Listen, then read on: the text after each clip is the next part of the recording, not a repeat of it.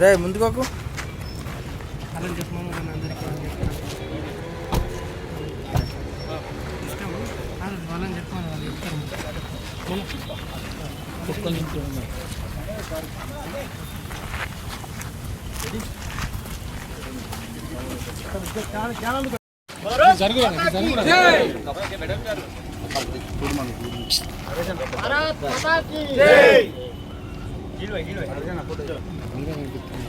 భారత్ మాతా key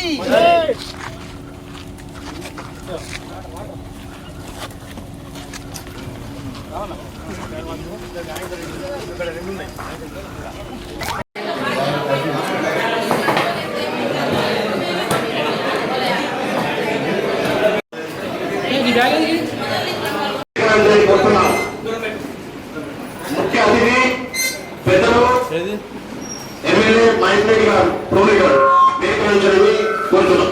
కుటుంబ సభ్యులు గారు వేదిక కోరుతున్నాం. అలాగే స్టేట్ కౌన్సిల్ మెంబర్ నందవా తిరుపతి వేదిక కోరుతున్నాం.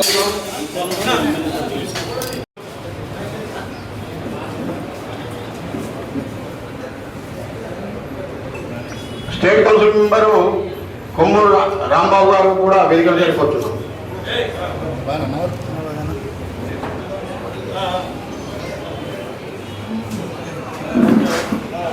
యువమోర్చా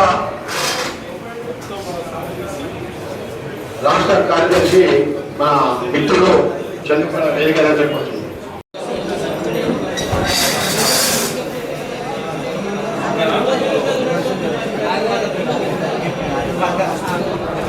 మీరేమో నిలబడుతున్నా పని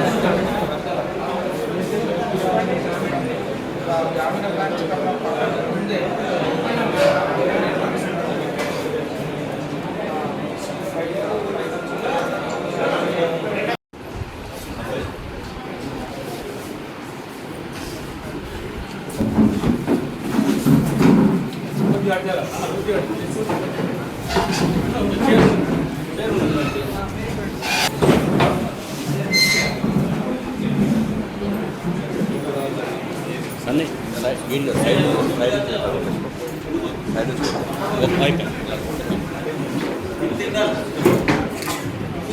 భారత్ మాతా కీ జై, భారత్ మాతా కీ జై. కాబట్టి మీ అందరికీ తెలుసు ఇప్పుడు చరిత్రాత్మకమైన నిర్ణయాలు తీసుకున్నాడు మన నరేంద్ర మోడీ గారి మన భారత ప్రధాని గారు.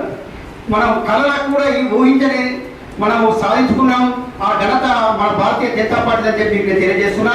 దానికి ఎందుకంటే టైం బాగా అవుతున్నది. మేము 10:30కి మీకు యాక్చువల్గా చెప్పినాం.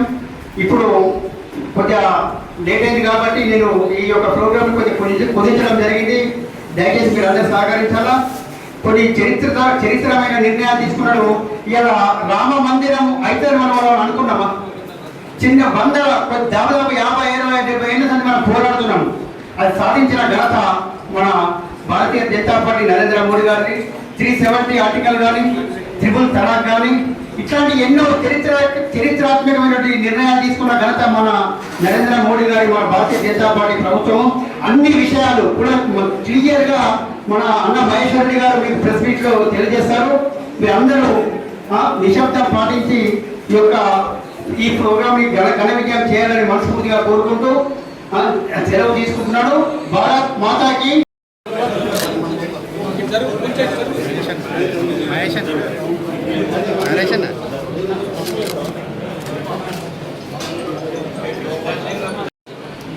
ఈరోజు జగిత్యాల జిల్లాలో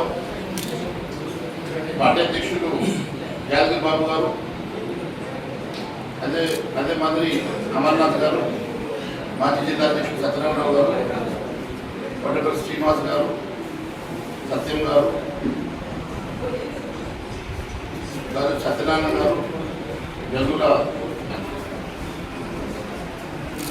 మరి ఈరోజు నరేంద్ర మోడీ గారి ప్రభుత్వం 11 సంవత్సరాలు ఈ భారతదేశంలో సుదీర్ఘమైనటువంటి సుపరిపాలన ఇచ్చిన సంగతి మీకు తెలుసు. భారతదేశంలో ఈ 11 సంవత్సరాల్లో ఎన్నడూ కనివిని ఎరగనటువంటి అభివృద్ధితో పాటు ప్రపంచంలో 4వ ఆర్థిక శక్తిగా ఎదిగి ప్రపంచ దేశాలు ఈరోజు మన వైపు చూస్తూ ఆశ్చర్యపోతున్నటువంటి అభివృద్ధిని మనం కళ్ళారా చూస్తున్నాం. ఒకవైపు ప్రపంచ ఆర్థిక శక్తిగా 4వ ఆర్థిక శక్తిగా ఎదుగుతూ భారతదేశంలోని అన్ని వర్గాల అట్టడుగు బడుగు బలహీన వర్గాల కోసం ఎన్నో సంక్షేమ కార్యక్రమాలు చేస్తూ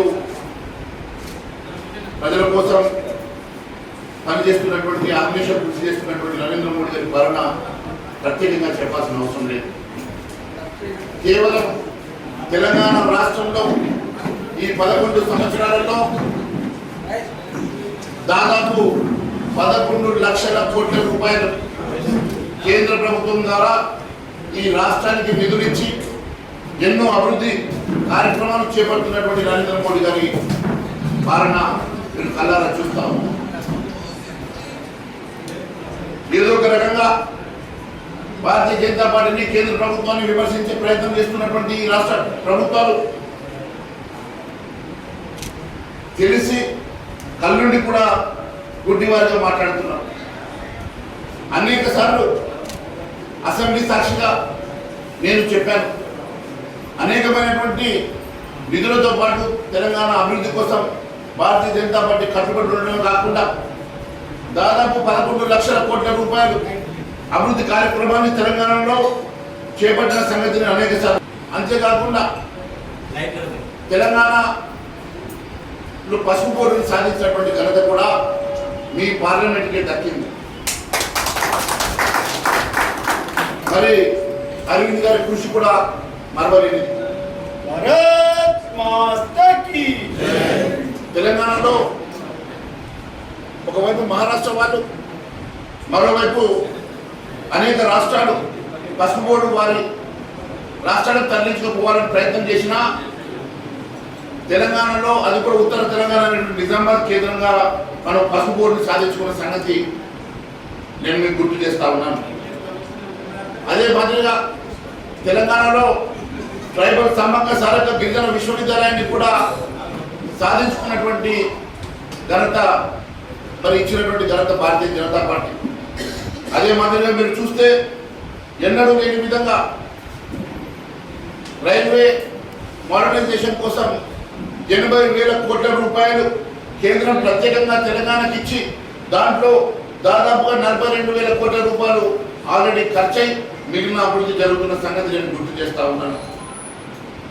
అమృత్ భారత్ స్టేషన్ల పథకంలో బేగంపేట్, వరంగల్, కరీంనగర్ లాంటి స్టేషన్లను ఇప్పటికే ప్రధాని నరేంద్ర మోడీ గారు మొదలుపెట్టినటువంటి సంగతి కూడా నేను గుర్తు చేస్తా ఉన్నాను. సికింద్రాబాద్ చెర్రపల్లి రైల్వే స్టేషన్ కానీ, తెలంగాణలో 40 స్టేషన్లు కానీ అమృత్ భారత్లో, అదే మాదిరిగా అభివృద్ధికి ప్రాధాన్యత ఇచ్చేటువంటి నరేంద్ర మోడీ గారు తెలంగాణ మీద ప్రత్యేక దృష్టి సారించిన సంగతి కూడా నేను గుర్తు చేస్తా ఉన్నాను. రోడ్ల విషయంలో మీరు చూస్తా ఉన్నారు, గతంలో ఉన్నటువంటి రోడ్లు ఈ 11 సంవత్సరాల్లో ఏ రకంగా రోడ్లు ఈ రాష్ట్రంలో అభివృద్ధి చెందుతా ఉన్నాయో మనం కళ్ళారా చూస్తా ఉన్నాం. జాతీయ రహదారి ప్రాజెక్టులు అనేకంగా ఈ రాష్ట్రంలో ఇచ్చి భారతదేశంలో ఎన్నడూ లేని విధంగా, గతంలో ఎన్నడూ చూడని విధంగా మారుమూల ప్రాంతాలకు కూడా రోడ్ అభివృద్ధిని, కనెక్టివిటీని పెంచినటువంటి ఘనత ఈరోజు నరేంద్ర మోడీ గారి ప్రభుత్వం అని తెలియజేస్తా ఉంది. కేంద్రం గత 11 సంవత్సరాల్లో 2,600 కిలోమీటర్ల జాతీయ రహదారిని నిర్మించి ఇది గతం కన్నా దాదాపుగా 2,500 కిలోమీటర్ పొడవు రెట్టింపు కంటే ఎక్కువ చేసినటువంటి సంగతి నేను ఒకసారి గుర్తు చేస్తా ఉన్నాను.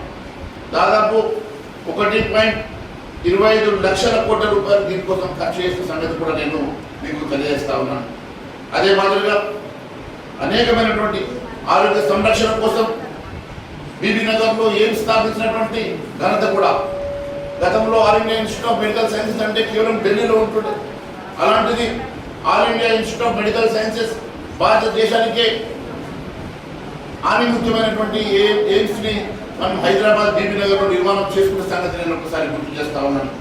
మరి అనేకమైనటువంటి కేంద్ర ప్రభుత్వం 6,332 కోట్ల వ్యయంతో రామగుండంలో ఎరువుల కర్మాగారాన్ని కూడా నిర్మాణం చేసుకున్న సంగతి కూడా నేను మీకు తెలియజేస్తా ఉన్నాను. అంతేకాకుండా మా భారతీయులకు పై కన్నెత్తి చూసినా మీ సంగతి చూస్తా అని చెప్పి నరేంద్ర మోడీ గారు ఏ రకంగానైతే వారికి బుద్ధి చెప్పి కేవలం 2 రోజుల్లో మోకాళ్ళ మీద నిలబెట్టి శరణాన్ని కోరుకునే స్థాయికి తీసుకొచ్చి వారిని భిక్షాందేయుంటే వదిలేసినటువంటి నరేంద్ర మోడీ గారు గొప్పవారా, లేకుంటే సన్నాయి నొప్పుతూ గతంలో మా మీద ఎన్నో దాడులు జరిగినా దిమ్ములో కూర్చున్నటువంటి నువ్వు ఈరోజు మాట్లాడే అధికారం నీకు ఉన్నదా అని చెప్పేసి మీ కాంగ్రెస్ నాయకులను ప్రశ్నిస్తా ఉన్నాను. ఇచ్చిన మాటలు కనీసం నెరవేర్చలేని స్థితిలో తప్పుడు వాగ్దానాలు చేసి ప్రజల్ని మోసం చేసి ఇచ్చిన గ్యారంటీలను ఇచ్చినటువంటి హామీలు నెరవేర్చినటువంటి ఈ ప్రభుత్వం ఏదో ఒక రకంగా వాళ్ళ మీద నుంచి దృష్టి మళ్లించుకోవడానికి తప్పుడు వాగ్దానాలు తప్పుడు మాటలు మాట్లాడుతున్నటువంటి ఈ ప్రభుత్వం నాయకులకు నేను హెచ్చరిస్తా ఉన్నాను. నిజంగా దమ్ము ధైర్యం ఉంటే ఈ 11 సంవత్సరాలు నరేంద్ర మోడీ గారు చేసినటువంటి అనేక కార్యక్రమాల అభివృద్ధి మీద మరి మీరు సంవత్సరంలో చేసినటువంటి అభివృద్ధి కానీ గత యూపీలో మీరు చేసినటువంటి అభివృద్ధి మీద చర్చకు సిద్ధమా అని చెప్పేసి ముఖ్యమంత్రి గారిని ప్రశ్నిస్తా ఉన్నాను. ఈరోజు ఈ 11 సంవత్సరాల అభివృద్ధిలో కొన్ని అంశాలు మీకు తెలియజేస్తా ఉన్నాను.